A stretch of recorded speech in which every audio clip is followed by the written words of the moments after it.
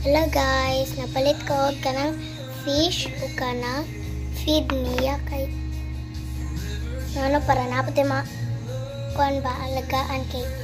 kanan jud mga kuanda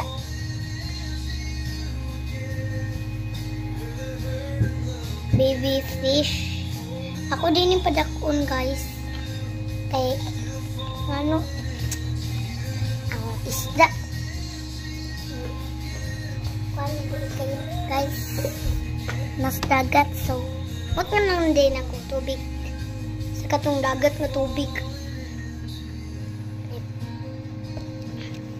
kaya kung miga man nagkatag ako ani sige kabot niya tubig sa dagat so gipot nga naman niya ilan ko guys kay gutom dyan ni silang tanan kay kaniya naka limot ba ako feed ani kay kabalo mo guys ano nakalimot ko busy kay ko sa mga klase busy kayo dyan kita kanina kayo nipumpa ko kay excited kay ko mag-feed sa akong isda palangga gikod ko ni kay kung dili na ako i-feed akong isda mamatay niya para makaginawa siya nga nakubuslot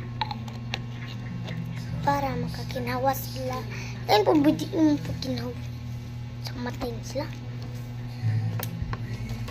naipagdala sa takub ane kaya kung takuban ang feed aning isda na kung isda si pangayog kaon so that's why guys sa una hilig ko kung isda kay pagmukis ko sa isda mukis sa isda awara guys tuom kasi tanan guys kung nakaurot nag-usa ang usa ka ni dako na gamay awad guys dako na gamay gifeed ko ni karon pa ko nakapalitan ni kay mawapili klase pero ganan ko ni klase kang palit kung isda tagadlaw kay diba pag muna ko lang isda pwede maluto ang uban pwede maluto uban dili pwede maluto kay nga no uban mamatay rag dali kay dili i-feed maunang uban isda gani pilian kaon alam mo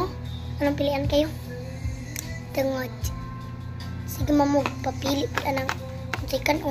on pero ang need di pa kaon sa kanang mga isda kay mga kon ba